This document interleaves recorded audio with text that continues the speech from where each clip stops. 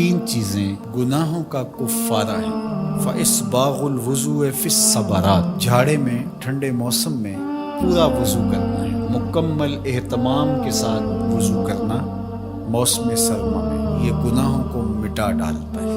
اور دوسری چیز ارشاد فرمائی وَإِنْتِظَارُ الصَّلَاةِ بَعْدَ الصَّلَاةِ، ایک نماز کے بعد دوسری نماز کا انتظار کرنے بیٹھ جانا کہ عصر پڑھ لی اب مغرب پڑھ کے جائیں گے، مغرب پڑھی اب عشاء پڑھ کے جائیں گے، تو ایک نماز کے بعد دوسری نماز کا انتظار۔ حضرت عبداللہ ابن عباس رضی اللہ تعالیٰ عنہ فرماتے ہیں کہ حضور فرماتے ہیں کہ میں نے اپنے رب کی زیارت کی۔ حضرت عبداللہ ابن عباس فرماتے ہیں کہ میرا گمان ہے کہ یہ حضور کسی خواب کی کہانی سنا رہے ہیں۔ تو ارشاد فرمایا کہ جب میں نے اپنے رب کی زیارت کی تو میرے رب نے مجھے کہا کہ یہ فرشتے جو ملائے اعلیٰ میں بحث کر رہے ہیں یہ کس امر میں گفتگو کر رہے ہیں، فرشتے کسی معاملے میں تکرار کر رہے تھے، تو ان کی گفتگو کس عنوان سے ہے؟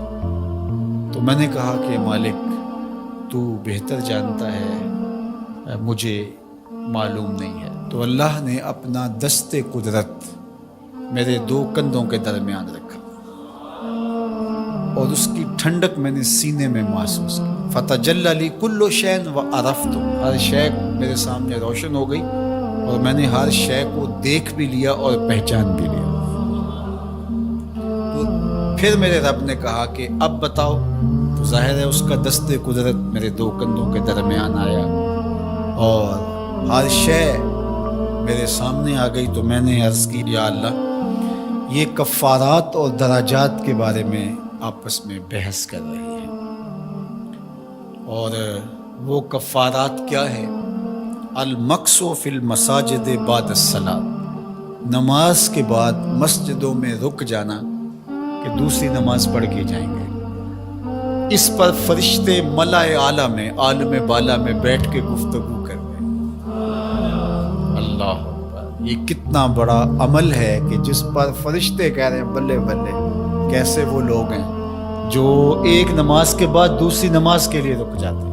اور ایک حدیث پاک میں آتا ہے صحیح بخاری میں، 7 اشخاص ایسے ہیں قیامت کے دن کڑکتی دھوپ میں جب کوئی سایہ نہیں ہوگا اللہ انہیں اپنے عرش کا ٹھنڈا سایہ عطا فرمائے۔ ان میں سے ایک وہ آدمی جس کا دل مسجدوں کے ساتھ جڑا ہوا ہے، مسجد کی حاضری اسے بہت پسند ہے۔ دوسرا والمشی علی الاقدام الی الجماعات، جماعت کے لیے فرض نمازوں کے لیے مسجد کی طرف چل کے پیدل جانا، ہر قدم کے بدلے میں درجے بلند ہوتے اور گناہ معاف ہوتے ہیں۔ اللہ اکبر، یہ طلب کی گئی کہ دعا کیجئے کہ میرا گھر مسجد سے نیڑے ہو، تو کہا نہیں، تم جتنے قدم چل کے آتے ہو اتنے تمہارے گناہ معاف ہوتے ہیں، اتنا ہی تمہیں ثواب ہوتا ہے۔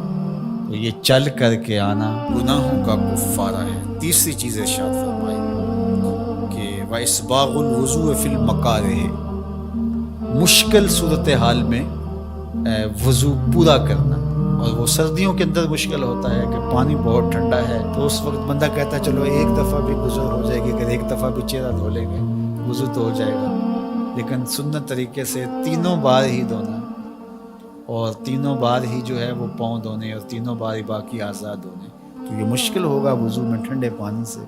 تو بہرحال مشکل میں وضو جو بندہ کرتا ہے تو اللہ کے لیے کر رہا ہوتا ہے۔ اللہ اکبر، تو اللہ تعالیٰ کو یہ بڑا پسند ہے، اس سے اللہ گناہ ختم کر دیتا ہے۔ تو یہ 3 چیزیں کفارات میں سے ہیں، یہ گناہوں کو مٹانے والی چیزیں ہیں۔